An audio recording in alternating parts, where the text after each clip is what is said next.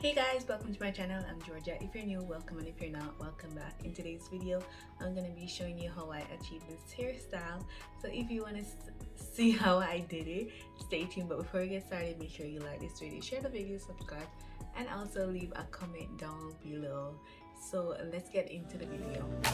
You need to know you're beautiful, you're perfect just like you are. As you see from the title down below, I'm going to be doing a Bob Distress faux locks. I'm using 4 packs of this Afri Natural. It is pre-stretched. This one is the spring twist. It's 16-inch and the color is T1B27. I'm going to be using a mirror to achieve a clean part, a rat tail comb, the Murray edge wax, crochet needles, rubber band, and some accessories.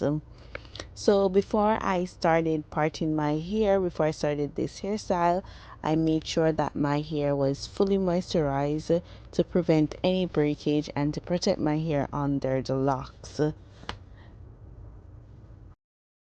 So let's get started with how I install the full locks to make them look professionally done. First, I started by parting my hair and securing them with rubber bands. I'm using 2 mirrors right here to ensure that they are neat and clean as possible. This will give you a professionally done distress locks. If you're like me, um, this part of installing the full lock is very time consuming because you want it to look as best as possible. You don't want to go out there with some raggedy partings.